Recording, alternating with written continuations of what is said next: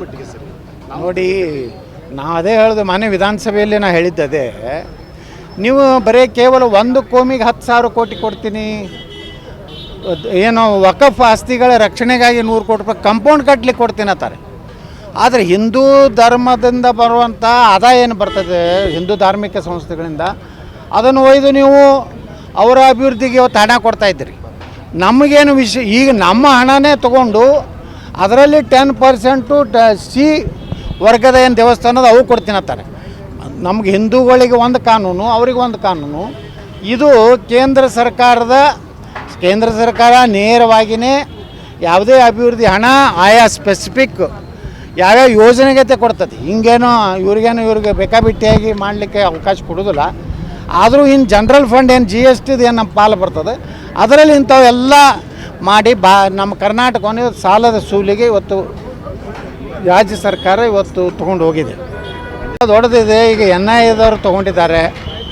ನಿಶ್ಚಿತವಾಗಿಯೂ ಇದು ಭಾಳ ದೊಡ್ಡ ಜಾಲ. ಇದು ವ್ಯವಸ್ಥಿತವಾಗಿ ದೇಶದಲ್ಲಿ ಒಂದು ಅಸುರಕ್ಷತೆ ಅಭದ್ರತೆಯನ್ನು ಮಾಡಬೇಕು ಅನ್ನೋಂಥ ಸಂಚು ಏನಿದೆ, ಪಾಕಿಸ್ತಾನದ ಇರ್ಬೋದು, ISI ಇರ್ಬೋದು, ಅವೆಲ್ಲ ಲಿಂಕ್ ಅದಾವೆ. ಎಲ್ಲ ಏನು PFI ಇವೆಲ್ಲ ಏನು ಚಟುವಟಿಕೆ ಇದಾವಲ್ಲ, ಅವ್ರದ್ದು ಒಟ್ಟೆ ಗುರಿ 2047ಕ್ಕೆ ಭಾರತವನ್ನು ಇಸ್ಲಾಂ ರಾಷ್ಟ್ರ ಮಾಡಬೇಕು ಅನ್ನೋಂಥ ಉದ್ದೇಶದಿಂದ ಈ ರೀತಿ ದೇಶದಲ್ಲಿ ಅಶಾಂತಿಯನ್ನು ಇವತ್ತು ತರುವಂಥ ಕೆಲಸ ಮಾಡಿದರೆ, ಅದರಲ್ಲಿ ಕರ್ನಾಟಕದಲ್ಲೇ ಇದು ಏನು ಆಗ್ತಾ ಇದೆಯಲ್ಲ, ಇದು ಈ ಒಂದು ಕರ್ನಾಟಕ ಸರ್ಕಾರದ ಒಂದು ರೀತಿ ತುಷ್ಟೀಕರಣ, ಮುಸ್ಲಿಮರನ್ನ ಸಂತೈಸಲಿಕ್ಕೆ ಮಾಡ್ತಿರುವಂಥದ್ರಿಂದ ಅವರಿಗೆ ಮತ್ತಷ್ಟು ಸ್ವಾತಂತ್ರ್ಯ ಸಿಕ್ಕಂಗಾಗಿದೆ. ನೋಡಿ, ನಾಸೀರ್ ಹುಸೇನ್ ನಾನು ಕೇಳಿದ್ರೆ ಈ ಪ್ರಕರಣ ನಾಸೀರ್ ಹುಸೇನ್ ತನೂ ಹೋಗ್ಬೋದು. ಯಾಕಂದ್ರೆ ಅವನ ಬೆಂಬಲಿಗರು, ಅವನ ಏನು ಅದರೊಳಗೆ ಆ ಒಂದು ಘೋಷಣೆ ಕೂಗಿದಂಥ ವ್ಯಕ್ತಿ ಸಿದ್ದರಾಮಯ್ಯರ ಜೊತೆಗೂ ಸಾಕಷ್ಟು ನಿಕಟ ಸಂಬಂಧ, DK ಶಿವಕುಮಾರ್ ಜೊತೆಗೆ ನಿಕಟ ಸಂಬಂಧ. ಅಂಥ ವ್ಯಕ್ತಿಯ ಒಂದು ಘೋಷಣೆ ಕೊಡ್ತಾನಂದ್ರೆ ಅವ್ನ ಧೈರ್ಯ ಅಷ್ಟಿದೆ ಅಂದರೆ ನಾಸೀರ್ ಹುಸೇನ್ದು ಅದರಲ್ಲಿ ಪಾತ್ರ ಇದ್ದೇ ಇದೆ.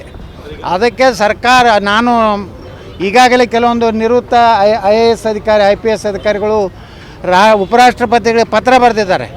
ಇವರಿಗೆ ಪ್ರಮಾಣ ವಚನ ಕೊಡಬಾರ್ದು, ಎಲ್ಲಿಯವರೆಗೆ ಈ ಒಂದು ಏನು ಪಾಕಿಸ್ತಾನ ಘೋಷಣೆ ಕೊಟ್ಟಿದ್ರೆ ಹಿಂದಿರುವಂಥ ಲಿಂಕ್ ಏನು ರಾಮೇಶ್ವರ ಕೆಫೆ ಮೇಲೆ ಆದಂಥದ್ದು ಎಲ್ಲ ಲಿಂಕ್ ನೋಡಿದ್ರೆ ಇದ್ರ ಹಿಂದೆ ಏನಿದೆ ಅನ್ನುವಂಥದ್ದು ಸಂಪೂರ್ಣವಾಗಿ ತನಿಖೆ ಆಗುವವರೆಗೆ ನಾಸೀರ್ ಹುಸೇನ್ಗೆ ರಾಜ್ಯಸಭಾ ಸದಸ್ಯದ ಪ್ರಮಾಣ ವಚನ ಕೊಡಬಾರ್ದು ಅನ್ನೋಂಥದ್ದನ್ನು ಈಗಾಗಲೇ ನಮ್ಮ ದೇಶಭಕ್ತ ಅನೇಕ IAS IPS ಅಧಿಕಾರಿಗಳು ಒತ್ತಾಯ ಮಾಡಿದ್ದಾರೆ. ನಾನೂ ಒತ್ತಾಯ ಮಾಡ್ತೀನಿ, ಈ ವ್ಯಕ್ತಿಗೆ ರಾಜ್ಯಸಭಾ ಸದಸ್ಯತ್ವವನ್ನು ಪ್ರಮಾಣ ವಚನವನ್ನು ಬೋಧಿಸಬಾರ್ದು ಅಂತೇಳಿ ನಾವು ಉಪರಾಷ್ಟ್ರಪತಿಗಳಿಗೆ ತಮ್ಮ ಮೂಲಕ ವಿನಂತಿ ಮಾಡ್ಕೋತೇವೆ. ಮನೆ ಭೇಟಿಯಾದೆ. ಅವರು ನನಗೆ ಎಲ್ಲ ಸಭೆ ಆದಮೇಲೆ ನನ್ನ ಜೊತೆ ಒಂದು 15 ನಿಮಿಷ ಮಾತಾಡಿದ್ರು. ನಾ ಹೇಳಿದೆ, ಯಾವುದೇ ಲೋಕಸಭೆಗೆ ನಾನು ಸ್ಪರ್ಧೆ ಮಾಡೋದಿಲ್ಲ ಮತ್ತು ನನಗೆ ಕರ್ನಾಟಕದಲ್ಲಿ ಚುನಾವಣಾ ಪ್ರಚಾರದ ಜವಾಬ್ದಾರಿ ಕೊಡ್ರಿ ಪ್ರತ್ಯೇಕವಾಗಿ. ನಾನು ಇಡೀ 28 ಲೋಕಸಭೆಯಲ್ಲಿ ಪಕ್ಷದ ಒಂದು ಕೆಲಸ ಮಾಡ್ತೀನಿ. 28 ಲೋಕಸಭೆ ಗೆಲ್ಲಿಸುವಂಥ ಪ್ರಾಮಾಣಿಕ ಪ್ರಯತ್ನ ನಮ್ಮ ಏನು BJPಯ ಎಲ್ಲ ಕಾರ್ಯಕರ್ತರು ಮಾಡ್ತಾಯಿದ್ದಾರೆ, ನಾನು ಮಾಡ್ತೇನೆ ಅಂತೇಳಿ ಅವರಿಗೆ ನಾನು ಭರವಸೆ ಕೊಟ್ಟಿದ್ದೆ. ಸುಲೇಮಾನೇ ಸಿಗಬೇಕಲ್ಲ, ಏನು ಶಿವಪ್ಪ ಸಿಗೋದೇ ಇಲ್ಲ. ಸುಲೇಮಾನೇ ಸಿಗಬೇಕು, ಅಜಗರ ಸಿಗಬೇಕು, ಅಮ್ಮಾದರ ಸಿಗಬೇಕು. ಅದು ಇನ್ನೂ ಭಾಳ ತನಿಖೆ ಇನ್ನೂ ಡೀಪ್ ಹೋಗ್ಬೇಕದು. ಇದ್ರ ಹಿಂದೆ ಏನೇನು ಷಡ್ಯಂತ್ರ ಇದೆ ಅನ್ನೋಂಥದ್ದು ಭಾಳ, ಇದು ಸುಮ್ಮನೆ ಇಲ್ಲ, ಸಾಮಾನ್ಯ ಇಲ್ಲ ಇದು ಈ ಇಶ್ಯೂ. ಇದನ್ನು ನಾವು ವಿಧಾನಸಭೆಯಲ್ಲಿ ಭಾಳ ಕ್ಲಿಯರಾಗಿ ಹೇಳಿದ್ರು ಅವಾಗ ಸರ್ಕಾರ ಒಪ್ಪಲಿಲ್ಲ. ಆ ದುರ್ದೈವ ಅಂದರೆ ಕೆಲವೊಂದು ಕಾಂಗ್ರೆಸ್ಸಿನ ಮಂತ್ರಿಗಳು ಇಮ್ಯಾಚ್ಯೂರ್ಡ್ ಸ್ಟೇಟ್ಮೆಂಟ್ ಕೊಟ್ಟರು. ಇವತ್ತವರು ಮುಖನೇ ಇಲ್ಲ. ಗೃಹ ಮಂತ್ರಿಗಳ ಚಿಮಾರಿ ಹಾಕಿದ್ದಾರೆ ಖರ್ಗೆ ಅವ್ರಿಗೆ. ಅವ್ನು ಏನೂ ಗುರ್ತಿರೋದಿಲ್ಲ, ಸುಮ್ಮನೆ ಏನೋ ಬಂದು ಮಾಧ್ಯಮ ಕೇಳ್ತಾರೆ. ಹಂಗೆಲ್ಲ ಖರ್ಗೆ ಅವರು ಇಂಥ ಒಂದು ಬೇಜವಾಬ್ದಾರಿ ಏನು ಹೇಳಿಕೆ ಕೊಡೋದು ಬಿಟ್ಟು ಸರಿಯಾಗಿ ತಮ್ಮ ಇಲಾಖೆಯಲ್ಲಿ ಕೆಲಸ ಮಾಡಲಿ. ಗ್ರಾಮೀಣಾಭಿವೃದ್ಧಿ ದೊಡ್ಡ ಇಲಾಖೆ ಇದೆ, ಕೆಲಸ ಮಾಡೋದು ಬಿಟ್ಟು ಬರೇ ಹಿಂದೂಗಳಿಗೆ ಬೈದು, ಬರೇ ಅಲ್ಲಿ ಕಲಬುರಗಿಯಲ್ಲಂತರೂ ದಿನನಿತ್ಯ BJPಯ ಕಾರ್ಯಕರ್ತರ ಕೊಲೆ ಆಗ್ತಾಯಿದೆ. ಅದನ್ನು ಕಾನೂನು ವ್ಯವಸ್ಥೆನ ಸರಿಪಡಿಸೋ ಕೆಲಸ ಮಾಡೋದು ಬಿಟ್ಟು ಇಂಥದ್ದು ಮಾಡೋದ್ರಿಂದ ಅವ್ರ ಗೌರವ ಅವ್ರದ್ದೇ ಕಡಿಮೆ ಆಗ್ತದೆ. ಈಗ ಇವರು ನಮ್ಮ NEP ರಾಷ್ಟ್ರೀಯ ಶಿಕ್ಷಣ ನೀತಿಯನ್ನು ತೆಗೆದು SEP ಅಂತ ಮಾಡ್ತಾಯಿದ್ದಾರೆ. ನಾ ಇಷ್ಟೇ ಮಧು ಬಂಗಾರಪ್ಪ ಅವ್ರಿಗೆ ಹೇಳ್ತೀನಿ, ನಿಮ್ಮ ಸರ್ಕಾರ ಭಾಳ ದಿವಸ ಇರೋದಿಲ್ಲ.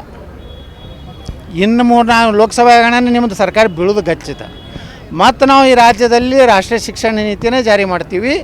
ನೀವೇನೇ ಹಿಂದೂ ವಿರೋಧಿ ಯಾವುದೇ ಪಠ್ಯ ಪುಸ್ತಕದಲ್ಲಿ ಸೇರಿಸಿದ್ರು ನಾವು ಎಲ್ಲನೂ ತೆಗೆದು ಹಾಕಿ ನಿಜವಾದಂಥ ರಾಷ್ಟ್ರೀಯ ನೀತಿ ಅನ್ನೋದೇ ರಾಷ್ಟ್ರೀಯ ಶಿಕ್ಷಣ ನೀತಿ, ಅದನ್ನೇ ಜಾರಿ ಮಾಡ್ತೀವಿ.